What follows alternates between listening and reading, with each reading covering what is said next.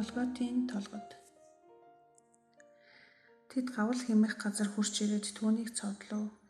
Есүс өөрийнхөө цусаар хүмүүсийг ариусгахын тулд бас хаалганы гадна зовсон билээ. Адам Ева хоёр эзний хөлийг зөрчснөөс болж эдийнээс хөөгдсөн. Христ бидний төлөө Иерусалимийн гадна амиа алдах ёстой байжээ. Тэрбээр хотын төвөөс гадна налуучууд болон бусад гэмт хэрэгтнүүдийг цаазалдаг газар өгөв. Христ бидний төлөө хараал болсноороо хуулийн хараалаас биднийг золисон гэдэг үг ямар утга учиртай байна вэ? Есүсийг шүүхийн газраас Голгот хүртэл асар олон хүн дагаж явв. Түүнийг цовдлон алах тухай мэдээ Иерусалим даяар дорхноо тарж бүх давхаргынхан цаазын газар руу цовжээ.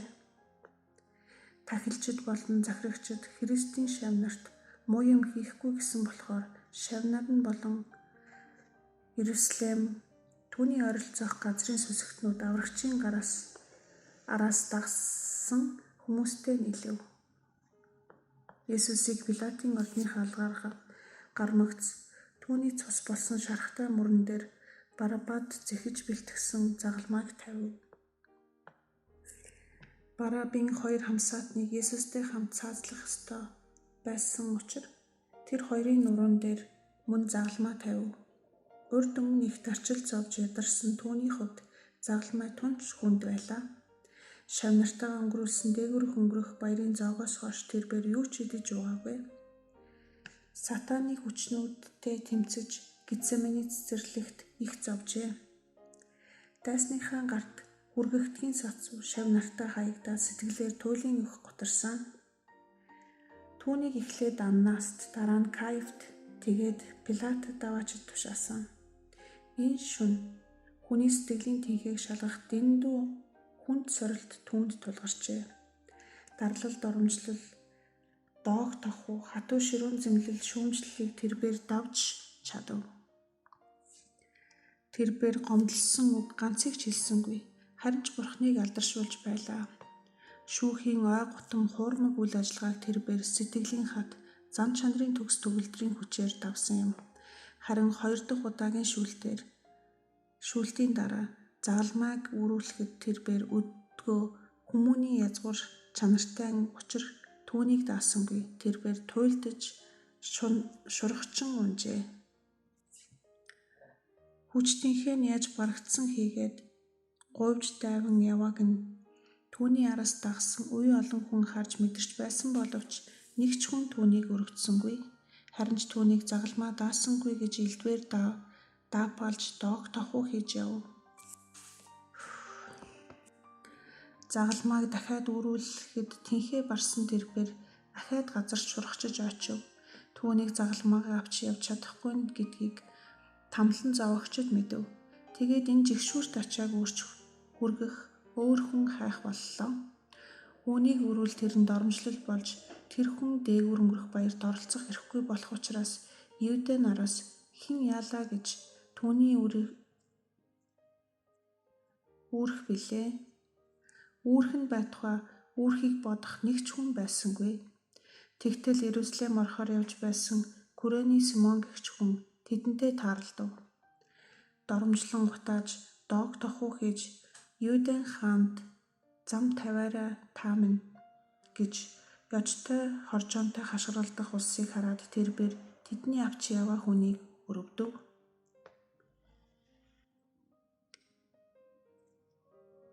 Тэд ч үүнийг ажиж мэдээд тэр хүнийг барьж авч загалмайг үрүүлв. Симон Есүсийн тухай сонссон байжээ. Түүний хүүхдүүд аврагчид итгэдэг боловч энэ хүн өөрөө шавн биш юм байж.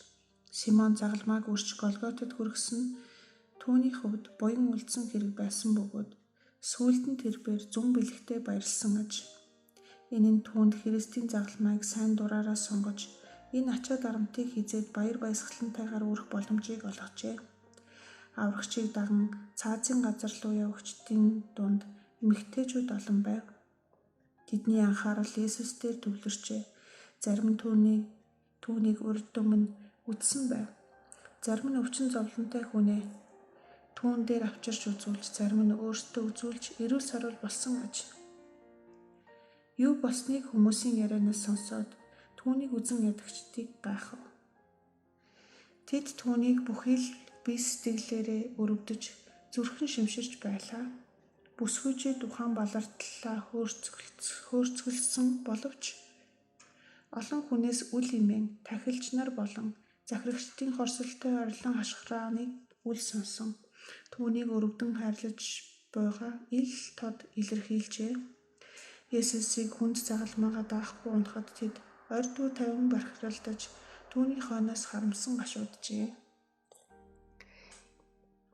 Энэ явдал Христийн анхаарлыг татлаа. Үгээр илэрхийлэх аргагүй зовлон зүдгүрт дайрагдаж ертөнцийн нүглийг энхэн мөчөд үүрч байгаа ч гэсэн үе гашууга инхүү илэрхийлж буй хүмүүсийг анзааралгүй орхиж чадсангүй. Есүс тэдэн лөө эрхэмсэг бөгөөд өрөвдөнгүй харцаар ширтэв. Бүсгүйчүүл түүнд итгэдэггүй байжээ. Тэд эзний элчийн хойноос гашуудах биш, зүгээр л нэг хүнийг өрөвдсөндөө ингэж үлж байгааг Есүс мэдэв. Есүс тэдний сэтгэлийг үл оошоож яахан чадах билээ. Харин ч тэднийг өөрсдийг нь өрөвдөж Иерусалимийн огтоо миний хойноос бүү гашуудан уйлцгаа, харин өөрсдийнхөө төлөө үр хүүхдүүдийнхээ төлөө уйлцгаа гэв. Христ одоо нүднийхээ өмнө болж буй үйл явдлаас илүү их зүйлийг харж байлаа. Тэрээр Иерусалимын нурж буйг харав. Тэгэхдээ одоо энд уйлж буй хүмүүсийн олонх нь хүүхдүүдийнхээ хамт үхэж байгааг олж үзв. Иерусалимын сүрлийг үзэж байснаа бүх нийтийн шүүх ажиллагаа болж байгаа үе рүү хандав. Хот нурж эвдэрсэн энэ бүр мөсөн сүрхийн ёр гэж тэрбээр үзэж байв. Тэр цагт бидэн дээр унаад өгөөч, биднийг халахлаад өгөөч гэж уулахад ухаа толгод тэд хандаж хэлэх болно. Бурхан цэцэглэж буй модыг ингэх юм бол хатаж хавхаарсныг нь яах вэ гэж хэлв. Есүс ургаж буй мод гэдгээр өөрийгөө буюу гэмзэмгүй цагаатгагчийг төлөөлүүлжээ. Их эзний хууль бус явдалд уурсан түүний хилэнг хайртай хүн өөртөө авах боломж олгожээ. Есүс бүх хүний нүгэл хилэнцийн төлөө загалмайд тэлүүлэн цовдлуулах учиртай байлаа. Гэхдээ энэ явдлаас хойш нүгэл хилэнц үргэлжлүүлэн үлдээд байгаа нүгэлтнүүд ийм тохиолдолд яаж зовох бол? Тэд үгээр хэлхийн аргагүй тийм зовлон гүнхийг амсна. Аврагчийг Голгот руу дагаж явсан бөөн хүмүүсийн дотроос олон хүн түүнийг Иерусалимын хаалгаар ороход Хосаана гэж түүнд баяр хүргэн дал модны мөчрөөр даллаж байлаа. Бүгдээрээ алдрыг нь магтаж явсан улс тэрхэн дорой түүнийг загалмайлан ал гэж орилохыг дэмжин төрж байлаа. Христийг Иерусалимын хаалгаар ороход шав нарийнхан найдвар дээд зэгтээ тулав. Түүнтэй ойр харьцаатай байна гэдэг нь их нэр хүнд гэж бодоод тэд багш руугаа тэмүүлэн зүтгэцгээж байлж билээ. Тэгвэл одоо түүнийг доромжлогдсон утаахаар түүнээс холдон хөндөрч байлаа. Итгэл найдвар нь биелээгүйд шавнаар нь маш их харамсан гуниглав. Та нар энэ шөнө надаас болж бүгд бүдрэх болно. Учир нь би хончин цогж унах гэд хонин сүрэг тарж бутрна гэж бичигдсэн билээ гэсэн Христийн үг ийхүү биеллээ олов. Ялтнуудыг цаазын газар авчирч модноос уяв. Хоёр ялтан өөрсдийг нь цовдлон алах гэж буй хүмүүсийн гараас зүтгэлэн мултрахыг оролдож байв. Харин Есүс огтхон ч эсэргүүцсэнгүй. Есүсийн ээж хүүгийнхэн хайрт шав Иоханаар туслуулан хүүгээ дагаж Голгот оров. Хүүгээ хүнд загалмай даахгүй оочхыг нь хараад өргөө дэмжээд өгөх юмсан гэж ухасхийнх нь холгүй явв. Бас магнааных нь цусыг нь угааж багад нь өвөр дээрээ тавин инхрийлдэг байсан толгойнхын шархыг цэвэрлэж өгөх юмсан гэж бодож яв. Гэвч түүнд ингэх хувь байсангүй. Тэрбээр Есүс хүч чадлаа гаргаж дайснуудынхаа гараас чөлөөлөгдөнө гэж шав нарийнхан нэгэн адил итгэж байлаа. Тэрбээр хүүн одоо болж буй үйл байдлыг урьдчилан хэлснийг нь санаад дахин сэтгэл готров. Хоёр дээрэмчнийг загалмай цовдлсны дараа ихэнх сэтгэл бүрч шаналв. Үхснийг амьдруулагч энэ хүн өөрийгөө загалмайд цовдлуулна гэж үү? Тэнгэр эзний хүү ийм хатуу харгислаар цаазлуулна гэж үү? Есүс бол Месиа мөн гэдэгт итгэх итгэлээ энэ их алдна гэж үү? Бурхны хүү ийм хатуу харгислаар цаазлуулна гэж үү? Зовлон нэмэглэх нь боломжгүй байсан атлаа харин тамлуулж үхэхийг нь гэрч болох тавилан инэхэд яагаад оногдвоо? Хүүгийнх нь хоёр гарыг тэлж алах хадаас аваад хадахыг тэр харав. Балмагдж сандарсан шавнар багшийн ухаан алдсан эхийг аваад явлаа. Аврагч маань хүний юмд ганц ч удаа ёо гэсэнгүй. Царайн тунгалаг номхон дүлгөөн байвч тухных нь хөлс бүнжигнэн тусалж байлаа. Үхлийн өмнөх энэ хүйтэн хөлсийг нарчаад өгөөмөр гар нэгч гарсангүй. Тэрч байтугай түүнийг өрөвдөж хайрлах, түүнийг дэмжин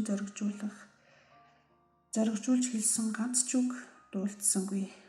Энэ үед цэргүүд хийх ёстой ам шиг тэргээ үлдэж харин Есүс дайснуудынхаа төлөө залбирч байсан юм а. Тэрээр эцэг минь эднийг өршөө. Эд юу хийж буйгаа мэдэхгүй байна гэж залбирanгуйж байлаа. Тэрээр өөрөө шаналн зовж байгаа бодсонгүй. Харин цэргүүдийн үйлдэж буй нүгэл хилэнц болон тэдэнд эргэж тусах энэ үлийн үрийг сэтгэл зовнон бодож байв. Христ өөртөө нь ийхүү хүнлэг бус хардсан цэргүүдийг хараад зүрхсэнгүй. Тэрээр зорьсондоо хүрсэндээ баяр хөөртэй болж буй тахилч нар болон захирагчдын толгой дээр өшөө хорслын аяг буулгая гэсэнгүй. Харин ч тэдний бүдүүлэг байдал хийгээд нүгэл хилэнцэд сэтгэл зовж байв. Тэрээр эд юу хийж буйгаа мэдэхгүй байгаа учраас эцгээсээ эднийг өршөөхийг гуйн мөргөн залбирч байв. Нүгэл хилэнцэд хүмүүн дүрлэгтнийг мөнхийн үхэл мөхлөөс аврахаар ирсэн хүнийг тамлан зовоож алснаа эд мэдхийн бол харамсал гомдол нь тэдний голыг нь гоогдох байсан. Гэхдээ бүдүүлэг байдал нь тэднийг бурууг сайруулах зүйл биш. Есүсийг аврагчаа гэж танин мэдэж хүлээн зөвшөөрөх нь л тэдний үүрэг байсан шүү дээ. Эдний зарим нь сүүлд нүглээ ухамсарлаж хилэнцээ намжилжээ. Зарим нүглээ намжлахыг хүсэхгүй байсан бөгөөд Есүсийн залбирал тэдэнд ач ивэлээ өгөхгүй. Гэхдээ Тэнгэрийн эзний адислалд ямар ч байсан мөдгөн биелэх ёстой байлаа. Есүс хүмүүсийн өмгөөлөн хамгаалагч байх зүрхийг эцгээсээ уламжлан авсан билээ. Дайснуудынхаа төлөө Христийн залбирч мөргснийг даян дэлхий ухаалан хүлээж ав. Энэ мөргөл залбирал нь ертөнцийн үсгээс аваад сүнэх хүртэл бүхий л үед амьдарч байсан нүгэл хилэнцтэн бүгдэд хамаатай байв. Бурхны хүүг цаазлуулсан бүгдээрээ буруутай. Тэгэхэд тэр харах ор санахгүй өршөөлж байв. Хүн бүр эзэнтэй эвлэрч мөнх амьдралыг өвлөж чадна. Христийг загалмаад тэлүүрдэн цовдолж дуусмагч хідэн булаа ирж загалмай дээр гарч дээр үргэж байгаа бэлтгэсэн нүх рүү чихэж оруулав. Энэ нь Бурхны хүүд юутай зүйрлэшгүй зовлон учруулсан. Есүсийг цовдлсон загалмайн дээд хэсэгт еврей, грек, латин хэлээр Назарын Есүс Юудын хаан гэсэн бичгтээ бяцхан пайз хадахыг Пилат тушаажээ. Энэ бичиг Юда нарын дургуйг хүргэсэн аж. Түүнийг загалмайлжал манайд Цезараас өөр хаан байхгүй гэж Пилатын хажуугийн хашаанд хүмүүс бархиралдав. Ямар нэг өөр хүнийг хаан гэж зөвшөөрч буй хүн бол урвагч мөн гэж тэд зарлалаа. Пилат тэдний сэтгэлийг илэрхийлж тэдгээр үгийг бичүүлжээ. Энд тэр бол Юудын хаан гэснээс өөр Есүсийг ямар нэг гэмт хэрэг хийсэн гэсэн юм ерөөсөө үгүй билээ. Энэ бичээс Юда нар Ромын засагт үнэнчийн нотлохой болсон юм аа. Өөрийгөө Израилийн хаан гэж зарласан хэнийг ч болов Юда нар гэж алж хөнөөх болно гэдгийг сэрэмжлүүлсэн аж. Тахилч сонсноосоо илүү юмд хүрчээ. Христийг алахаар тэднийг санаарахад бүхэл бүтэн үндэстнийг аврахын тулд ганц хүнийг алж устгах нь юу ч биш гэж Каив мэдэгджээ. Одоо тэдний бэлдууч зан бүхний өмнө ил тод болов. Тэд Христийг устгахын тулд үндэстнийхээ тусгаар тогтнолыг золиослохож бэлэн байв. Тэд юу хийснийг ойлгоод энэ бичээсээ өөрчлөлийг Пилатаас гуйв. Тэд гуйхдаа тэр өөрийгөө Юудын хаан гэж хэлсэн боловч Юудын хаан гэж битгий бич гэжээ. Пилат сул талаа үзүүлсэндээ өөрийгөө зэмлэж уур уцаартай байсан болохоор атаархал хорсолтой тахилчид хийгээд захирагчдыг үзэн ядаж би бичгэл зүйлээ бичсэн гэж хүйтэн хариулжээ. Есүсийн толгой дээр хийн бичээсийг Пилатын юм уу Юда нарын эрх мэдлээс илүү дээд эрх мэдлэлтний завраар хийсэн байжээ. Тэнгэрийн эзний зүүн совингоор бол эдгээр үгсэн бичээсийг унших гүнзгий сонирхол төрүүлэх ёстой байв.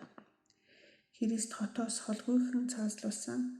Энэ үеэр Иерусалимд орон бүхнээс мянган хүн цугларсан. Есүсийг Назарт төрсөн Месиа гэж зарласнаа бичээст бас л тэмдэглэн үлдээжээ. Энэ бол Тэнгэр эзний өөрийн гараар зурсан амьд үнэн байлаа. Христ загалмайд цовдлуулан зовж байхдаа зүүн совинг үзэлдүүлв. Аврагч маань цовдлуулахаас олон зууны өмнө энэ бүхний тухай намайг ноход хүрээлжээ. Бүлэг хорон санаатнууд намайг хүрээлжээ. Тэд миний гар хөлийг нэвт хатгсан. Би бүх ясаа тоолж чадна. Тэд харж над руу гүлэн ширтдэг. Тэд миний гадуур хувцсыг хоорондоо хувааж миний дотор хувцсны төлөө шоддог гэж урьдчилан хэлжээ. Хувцсны талаар энэ үг нь түүний найз нөхөд юм уу? Дайснуудынх нь оролцоогүйгээр хэрэгжив. Есүсийг загалмайд цовдлсон цэргүүд хувцсыг нь хувьдаа авав. Тэд хоорондоо булаалдан маргаж байхыг Христ сонсчээ. Орхимж нь ойдол зүйдлгүй цулгуй нэхмэл бүс байсан тул тэд түүнийг урьж тасдахыг хүссэнгүй. Үүнийг хуваагаад югхүү шодоод хэн авахаа шийдье гэж байлаа. Бас аврагч буруутгал миний зүрхийг эмтрүүлж би маш их өвчтөй байна.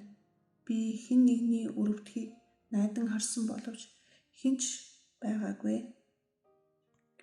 Мөн тайлгаруулагчдыг харсан ч хэнийг ч олоогүй.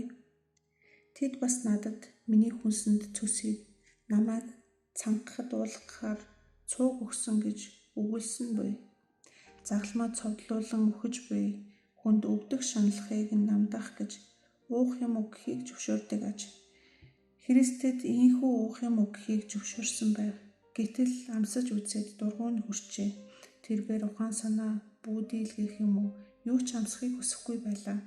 Тэрээр итгэл үнэмшлээрээ Тэнгэрлэг эзэнд найдах ёстой билээ. Үүндэл түүний цорын ганц хүч оршиж байв. Сэрэл мэдрэхүйгээ хяналт тавьж шатгаа болно гэдэг сатааны хорлолд өөрийгөө барьж өглөө гэсэн үг юм аа. Дайснууд нь түүнийг загалмайд хэлүүлж гисэн байхад нь ч дайрч давшилж доромжилж байв. Тахилчид, захирагчид болон хуулийн багш нар үхэж буй аврагчийг харан доог тохой хийж бахтаахаа хангаж байв. Цовдлуулж байх тэр үед нь Христийг хүүгээ гэж Тэнгэрийн эзний зарлан тунхаглах дуу хоолой сонсдож байсан билээ. Есүсийг тамлагчдын гарт шижүүлэхээс өмнө эцэг нь түүний Тэнгэрлэг шинжийг дахин нотолж байв. Гэтэл одоо тэр Тэнгэр чимээ аниргүй болжээ. Христийг хамгаалсан нэг ч үг дуулдсангүй. Тэрээр хүн бус адгийн шаарнуудын дарлал доромжлохыг ганцаараа үрлээ. Чи ертөнцийн эзний хүл юм бол загалмайгаас буугаад ирээч гэж тэд даажигнаж байлаа. Их эзний сонгосон Христ муу юм бол өөрийгөө авраач гэлцэв. Цүлд сорилт туршилтанд ороход нь сатан хэрвээ чи бурхны хүү юм бол Энэ чулуунуудыг талах болгочих. Хэрвээ чи Бурхны хүү юм бол сүмийн дээврээс үсрээтэх гэж байжээ. Сатан хар хүчнүүдийнхээ хамт хүний дүрийг олцоход загалмаан дэргэд зогсож байлаа. Хүн төрлөختний дайсан Сатан болон түүний хүчнүүд тахилч нар хийгээд захирагчтай нэгдэн нийлжээ. Ард олонний багш нар бүдүүлэг харанхуй хэсэг хүмүүсийг нэгэн хүний эсрэг босгожээ. Тэр хүнийг үзээгүй байж түүний эсрэг мэдүүлэг өгч гэрчлэгчид олон байлаа. Тахилчид, захирагчид болон фарисеучудаас бүрдсэн энэ харгисуудад Сатаны хар хүчин шингэжээ. Юудан шашны удирдагчид Сатан болон түүний хүчинтэй нийлжээ. Тэд Сатаны санаа зорилгыг хэрэгжүүлж байв. Есүсийг тарчлан өгч байхдаа өрөөллийг олноор нь авраад байдаг мөртлөө өөрийгөө аварч чадахгүй байна. Энэ хэрвээ Израилийн хаан л муу юм бол загалмаанаасаа буугаад ирэг. Тэгвэл түүнд итгэе гэж тахилчдын ярилцаж байхыг сонсчээ. Христ өөрийгөө аврыг гэвэл аврах байсан. Гэхдээ нүгэл хилэнцтнүүдийг их эзний өршөөлж хишигт итгүүлэхийн тулд чухамдаа үүнийг л төлөө өөрийгөө авраагүй юм аа. Зүн бэлгийг тайлбарлагчид хэмээн өөрсдийгөө нэрлсэн тэр хүмүүс аврагчийг тохуурхаж иймэрхүү нөхцөлд зүн бэлгэдлийн дагуу хэлэх ёстой нэг л үгийг хэлж байлаа. Харалган болсон тэд зүн совн гүйцэлдэж байгааг мэдэхгүй байв. Тэнгэр эзэнд найдсан юм бол хэрэгтэй хүнээ тэр эзэн өөрөө чөлөөлж авах гэж тохуурхаж байсан хүмүүс ч байжээ. Би ертөнцийн эзний хүү гэж түүнийг хэлэхэд тэдний нотлохоо нь бүхий л зуунуудад цуурайтна гэдгийг тэд ердөөсөө мэдсэнгүй. Мэргэд сонсож судалж, эргэцүүлэн бясалгаж мөрөгдөг байлаа. Бичээсийн бүх зүйлийг харьцуулж үзээд Христийн анхны ирэлтийн утга учир чухам юунд байсныг ойлгоод тайвширдаг хүмүүс ч байна. Есүсийг загалмай цовдлуулснаас хойш уй олон хүн мэддэг болсон бөгөөд үүнээс өмнө хизээж ийм олон хүн мэддэггүй байв. Түүний цовдлуулахыг нүдээр үзсэн гэрчнэр болон түүний үгийг сонсон хүмүүсийн сэтгэл зүрхэнд үнний гэрэл хийгээ цацарсан билээ. Есүс цовдлуулан тарчилж байхдаа нэг л юмар сэтгэлээ тайвшруулж байлаа. Энэ нь юу вэ гэвэл нэгэн дээрэмчин нүнглээ намжилж залбирч байв. Есүстэй хамт цовдлуулсан хоёр дээрэмчин анхандаа түүнийг хараан зөхөж байжээ. Нэг нь тамлуул зовсондоо их л хатуу сэтгэлтэй болж гэтэл нөгөө нь огт өөр байв. Энэ хүн цадгаа алдсан засаршгүй гэмт хэрэгтэн биш бололтой. Бузар булаа нийгэм түүнийг ийм замд оруулжээ. Тэрбээр загалмайн дэргэд байхдаа аврагчийг хараад зүхэж байсан тэр хүнтэй адил асар хүнд гэмт хэрэгтэн биш аж. Тэрбээр Есүсийн үгийг сонсож түүнд итгэдэг нэгэн байжээ. Гэтэл тахилчид болон ахлагч нарын ятгалгаар түүнээс хүндэрчээ. Тэр хүнлэг чанарыг ор тас гээхийн тулд нүгэл хилэнцийн эргүүлэгт улам бүр гүн татагцаар ийхүү цаазлуулахад тулсан гэмт хэрэгтэн болжээ. Шүүхийн танхимдч Голготч ирэх замдаач тэрбээр Есүстэй хамт байжээ. Тэрбээр би энэ хүнээс ямар ч гэм зэмс олсонгүй гэж Пилатын хэлхийг сонсчээ. Энэ хүн Есүсийн авгаа ихийг мэдэрсэн бөгөөд бас өөрийгөө тамлан зоогчдыг өршөөн хэлтрүүлэхийг гуйн залбирч байхыг нь сонсчээ. Тахилчид Христийг ямар их тохуурхан даажигнаж доромжлон гутааж байсныг загалмайд цовдлуулчхаад байхдаа харж байжээ.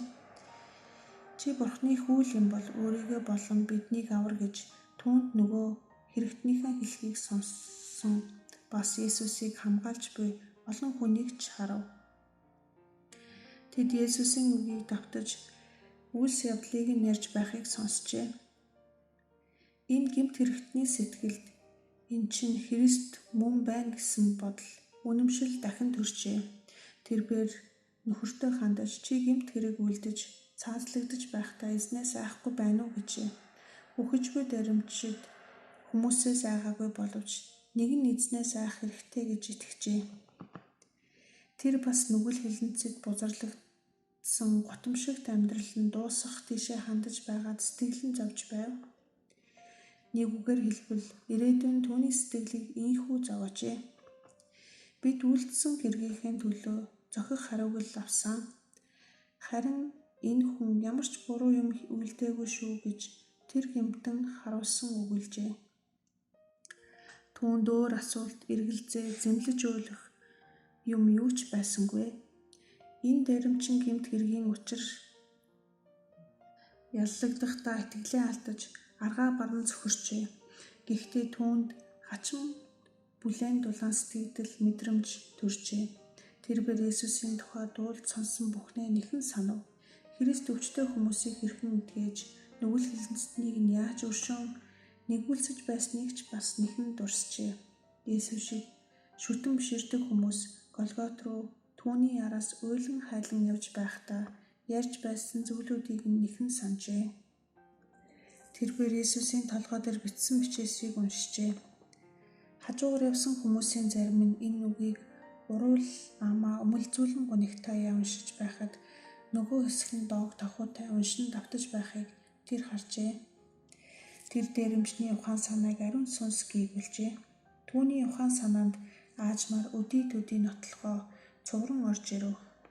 Зодуулж нүдүүлж доромжлогдсон гутагдаж одоо загалмайн цовдлуулсан энэ хүн бол ертөнцийн нүглийг өөртөө өөрч буй ертөнцийн эзний өргөлийн хураг мөн гэдгийг мэджээ. Та өөрийгөө хаанчлалд ирэхдээ намайг санаарай гэж хөөрхий үхэж буй түүний аврагчид хандсан дуу хоолойн өнгөц итгэл найдвар зовлон зүдгүр аль нь сонсогдож байлаа. Есүс хариуг нь тэр дор нөгчээ. Чин үнэнчээр чамд хэлье. Одоо чи надтай хамт инхчэнд байх болно гэсэн хайр илбэрл өрөвдөл гуниг бас сэтгэлийн тэнхээ дүүрэн шингэсэн уянгалаг зөөлөн дуу хоолой сонсдов. Есүс орчин тойрноос хэдэн цагийн турш доромжлол,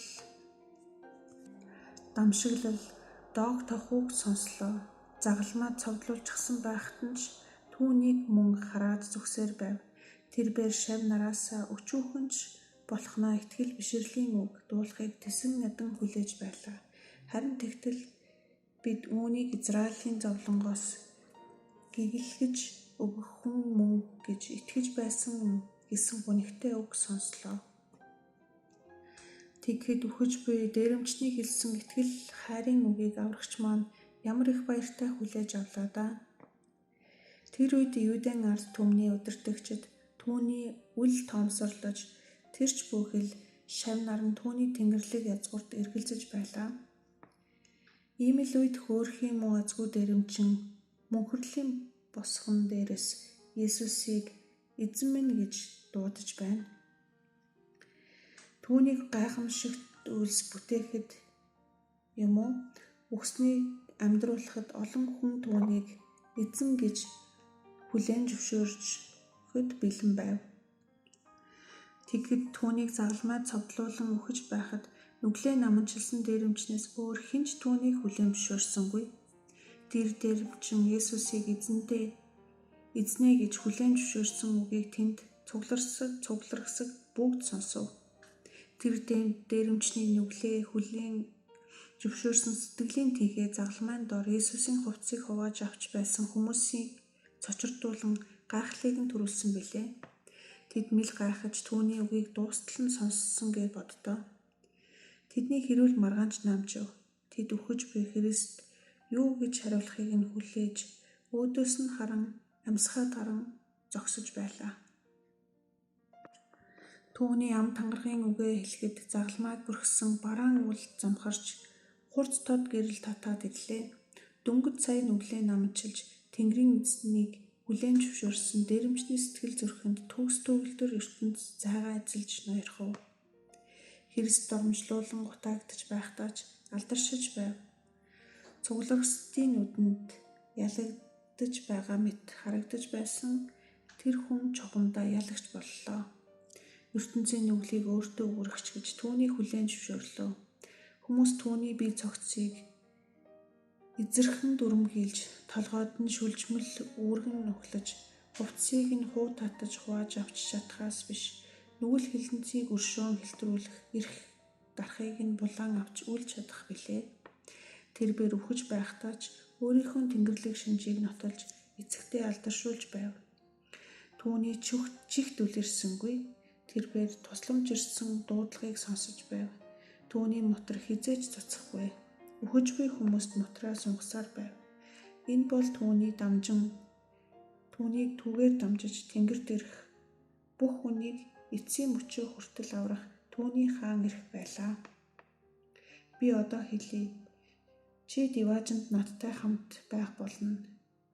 Тэр өдөртөө л Диваажинд түүнтэй хамт байна гэж Есүс амласан юм биш. Тэр өөрөө ч Диваажинд шууд очоогүй. Тэрбээр авсанд ороод маргааш өглөө нь амьлахдаа би эцэгтэй хараахан очоогүй байна гэж хэлжээ. Гэхдээ загалмаа дээрэмчний адил үхэж буй Христ хөөрхий тэр нүгэлтэнд итгэж одоо чи надтай хамт Диваажинд байх болно хэмээн ялагдлын харанхуй өдөр гэж санагдаж болох цовдлуулсан тэр өдөр нь амласан юм аа. Дээрэмчдийг Есүсийн хамт нэгийг нь түүний баруун талд, нөгөөг нь зүүн талд нь цовдлжээ. Үүнийг тагилч нар болон захирагчдын завраар ингэж гүйцэтгсэн бөгөөд түүнийг энэ гурвын дотроос хамгийн аюултай гэж үзсэн ажээ. Бичээс гим зэмтэй өөдгүй амьтад тооцогдсон гэж өгүүлсэн ийм гүйцэлджээ. Гэхдээ тахилчид үйлдэж буй хэргийнхаа жинхэнэ утга учирыг мэддэггүй байв. Есүсийг хоёр дээрэмчний дунд цовдлсон загалмай нүгэл хилэнцэж живсэн бүхий л газар дэлхийн төв дунд оршиж байсан бөгөөд нүглээ намжилсан дээрэмчид хандаж хэлсэн үг нь бүхий л газар дэлхийн хувьд гэрлийн их үүсгэл болжээ. Өөрөө бие сэтгэлийн асар их зовлон төвчж өрөөл бусдын төлөө санаа зовж нүглээ намжилж буй нүгэлтний сэтгэлд итгэл төрүүлсэн Есүсийн хязгааргүй их хайрыг Тэнгэр элч нар сэтгэл догтлон харж бахархаж байлаа. Доромжлуулж байх үедээ тэрбээр зүнч мэрэгдийнхээ хувьд Иерусалимын бүсгүйчүүдэд хандсан гигантэн бөгөөд өмгөөлөгчийн хумд алуурчдыг өршөөхийг эцгээсээ гуйж залбирсан хүмүүст хайртай. Аврагчийн хувьд нүглээ намжилж буй дээрэмчдийг уужилсан билээ. Загалмайн доор цугларсан бөөн хүмүүсийн дотор нэг хүн Есүсийн анхаарлыг татжээ. Тэр бол түүний шав Иоханоор төшүүлсэн ээж нь байв. Тэр хүүгээсээ хагцаж буй энэ зовлон гунгийг тэсвэрлэж чадахгүй байлаа. Үххийнхээ өмнө тарчлан зовж байхдаа Есүс ээжийнхээ төлөө санаа зовж байлаа. Тэрбээр эхлээд ээжийнхээ зовж шаналсан царайг дараа нь Иоханыг харж "Эмэгтэй, энэ бол таны хүү" гэд өнөөх шавьдаа "Энэ бол чиний их" гэж айлдав. Иохан үүнийг багшаас өөрт нь өгч буй үүрэг гэж ойлголоо. Иохан үүнээс хойш ээжийг нь гэртээ аваачиж асран тойлдог болов. Хайр илбэрл аврагч минь ээ, хүний санаа сэтгэлд багтамгүй асар их зовлон шаналн дунд байгаа хэрнээ ээждээ ийхүү санаа тавьж байлаа шүү. Түүнд ээждээ өгөх мөнгө байсангүй. Гэхдээ Иохны сайхан сэтгэлд итгэж найдан үнэт эрдэнэ ижийгээ түүний ивэлд орхив. Ингэснээрээ тэрбээр ээждээ түүний хамгийн их гачигдж байсан хайр инрэл зөөлөн сэтгэлийг өглөө. Ээжийг нь авгай их эрдэнэ мэт хүлээн авсан Иохныг өрөв. Христийн ээж дэрэгдэн байна гэдэг нь Иоханд хайрт багшийнхэн тухай үргэлж сануулгах учиртай юм.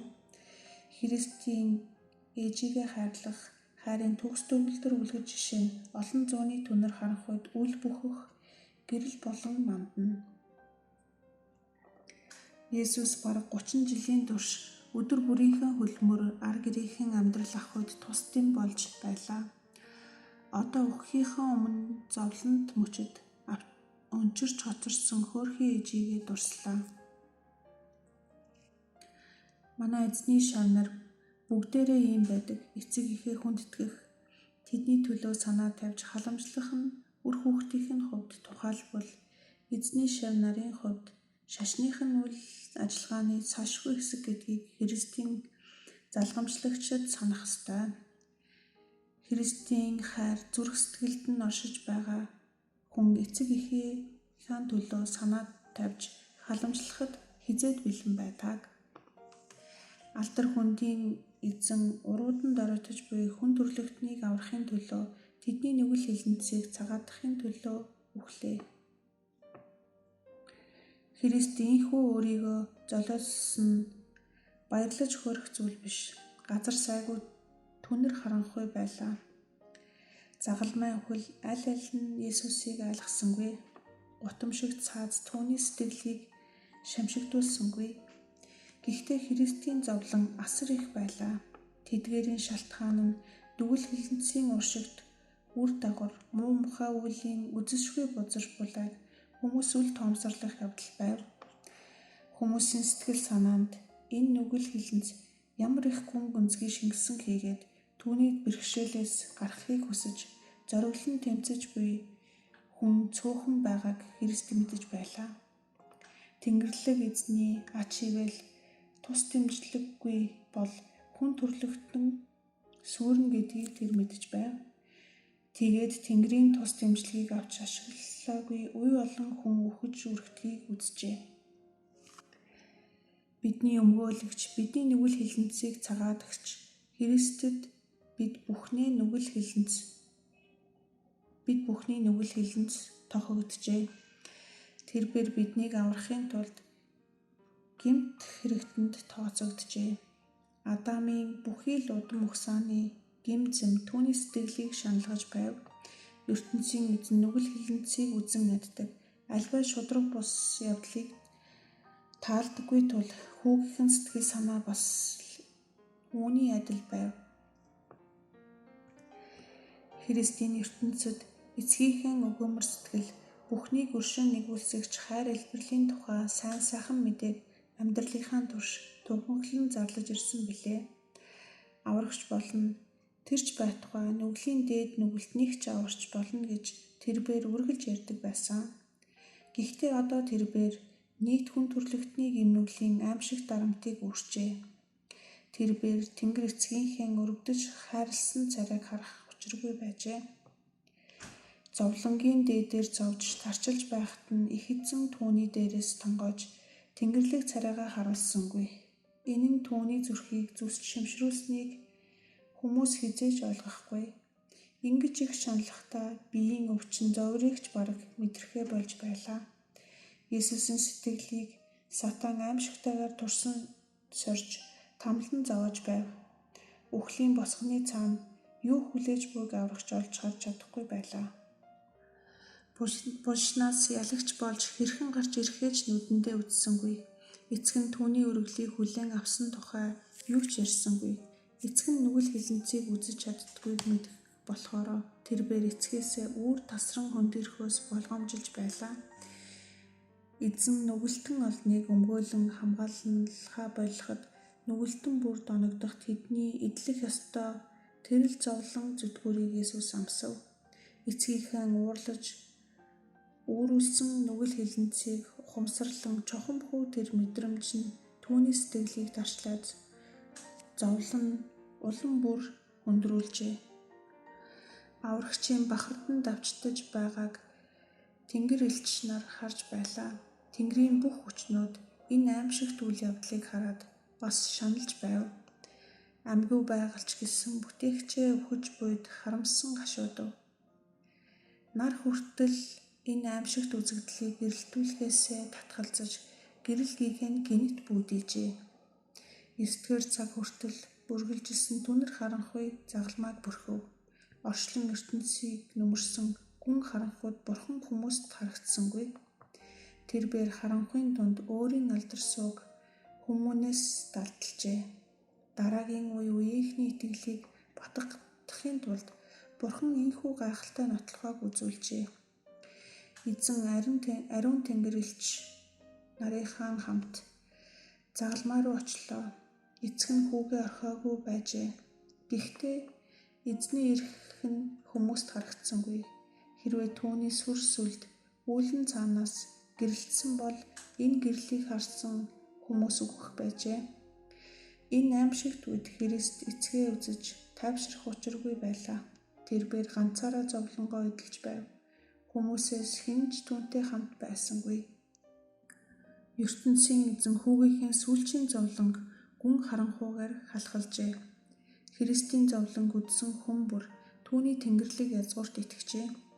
Есүсийн царайг нэг л үдсэн хэн боловч мартаж үл чадах бүлгөө. Каины царайд алуурч түүний гин буруу илэрч байсан бол Христийн нүүрэн дээр ямар ч гин буруу төлөв түшин хүнийг хайрлагч Бурхны дүр тодорч байсан байна. Гэхдээ Есүсийг буруутгаж байсан хүмүүс Тэнгэрийн энэ дохио тэмдгийг анзаарсангүй. Христийн зовж таршлахыг хүмүүс хэдэн цагаар бах даваа ханган харж байсан бол одоо тэрээр Тэнгэрийн эцгийн ивэлээр тэдний нүднээс алхалагдав. Голготод оршуулгын газар мэт нам хүн болсон шиг санагдав. Загалмаанд дэргэд цуглархсад дүрслэн хэлхийн аргагүй айдас хүйдэс төржээ. Хараал зүхэл доромжлол гутаалгын өгс тасалдаад эхлэв. Бүгдээрээ газарт өгөдхийн унлаа. Байн цахилгаан цахиж харанхууг нь хаг цусан ярахад загалмай болон цовдлуулсан ариун аврагч түүний гэрэл тодрон үзэгдэж байлаа. За өр төлөөсөө өгөх цаг минь ирлээ гэж тахилчид ахлагчид хуулийн багш нар алуурчид болон хийх юмгүй амаа ангаасан тэнгүүд хүртэл бүгд бодов. Христ загалмаанаас бууж ирэх нь гэсэн шивнээ төдхөн цуглархсдын дунд амнаас нь ам дамжив. Зарим нь бүр хинхтгээд илдэж айсандаа муухай орилж олны дундаас гарч хот руу буцаж гуйн гэж оролдов.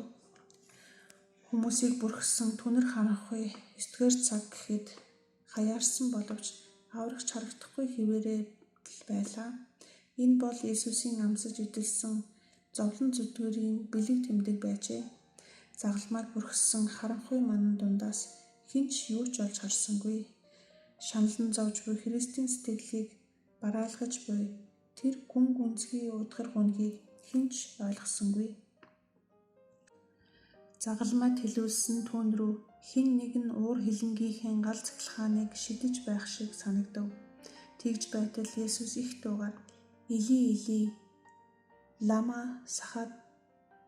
сабахатани Бурхан минь юунд та намайг орхив гэж орилов. Аврагчийг харанхуйд учигдахад олон хүн Тэнгэр түүнийг гисгээж байна. ертөнцийн эзний хүү гэж худлаа хэлснийхэн төлөө эзэн түүнд уур хилэнгийнхэн сумыг илгээж байгаа нь энэ гэж хашгирцгааж байлаа. Есүст итгэгч олон хүн түүний аргаа баран хашгирахыг сонслоо. Тэд их эзэн Есүсийн ингээд орхих юм бол түүний үйл хэргийг үргэлжлүүлэгч бид юунд итгэж найдах юм бол хэмээн итгэл алдарцгаав. Санаа сэтгэлийг нь агдлан барьж байсан түнэр харанхуй сарнихад тэрээр биеийн өвчин завираа мэдэрч би цангаад байна гэв. Ромын нэг зэрэг түүний хатсан уруулыг нь хараад далайн хөвнг модны үзүүрт ороод цуутай савнд дүрээд Есүст өгөв. Ихэстэйдэс түүнийг харж хөхрөлдөж байлаа. Харанхуйлаад ирэхээр нь тэд айн ширвэтэв. Айдсаа дарахаар тэд Есүсийг харагдахгүй болчихно гэж болгоомжлов. Тэд Христийн Или лама сабахтани гэж хэлснийг буруу ойлгожээ. Тэгээд бүр ч тохиорцгааж энэ хүн Илияг дуудаж байна гэцгээв. Тэд Есүсийн зовлон шаналлыг хөнгөлөх эцсийн боломжийг үл тоомсорлов. Или түүнийг аврахаар ирэх хэсгийг харцгаая гэв. ертөнцийн эзний гим зэмгүй хүү загалмайд цовдлогдов. Бүхий л бие нь шарх соргинд баригджээ. Сайн сайхны төлөө сунгаж байдаг хоёр гарынхан буйны үлд ядарч цуцалгүй хүрэгдэг байсан хоёр хөлийг нь загалмайд хаджээ. Тэнгэрлэг тэргүүн бүргэс дүүргэнд хатгагдаж цуснд утгагдсан байв. Уруул нь өмөлцөөд гашуудан орилоход бэлэн байв. Эцэг нь түүнээс нүгэр буруулахад түүний багнаа гар хөлнөөс туслах цус зэрэмдгэлж сэглүүлсэн бие цогцос үгээр хэлхийн аргагүй тамлал тарчлалаа. Энэ бол чиний төлөө гмийн ачаа дарамтыг чинь үрхээр шийдсэн Бурхны хүү мөн шүү. Тэрбээр чиний төлөө үхлийн эрх дарахыг эвдэж ингчингийн хаалгыг нээж байгаа юм шүү гэдгийг хүн бүрт сануулж байлаа. Оволдсон түрхэх их давалгааг номхруулж тэрхүүд давалгааны хөөсөрсөн сэрвэн дээгүүр явж байсан. Бас чөтгөр шулмыг чичрүүлж явсан.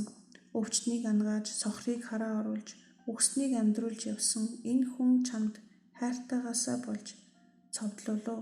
Бусдын нүглийг өөртөө үрсэн энэ хүн Бурхны шударга гисгэлийг үзэж өөрийгөө нүглийн золиос болголоо. Энэ дэргэсэд энэхүү амьшигт үзүрийн эцсийг харахаар үг дуугүй хүлээж байлаа. Нар дахиад л гийгүүллээ.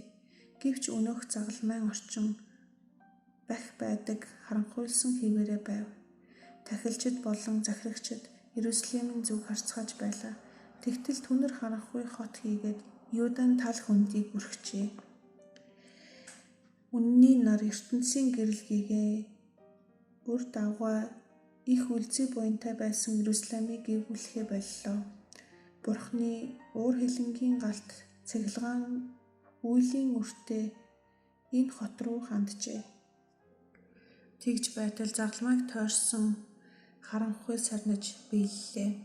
Эцэг минь ээ, сүнсээ таны гарт өгье гэх ихтүү тэнгэрийн дуу мэт хадаж даян дэлхийд суурайдах шиг болов. Гэрэл гэргээ харанхуй гийгүүллээ. Аврагчийн царай наран мэт сүртэй гэрэлтлээ. Тэгтэл Есүс толгоогоо гудасхийн өхөв.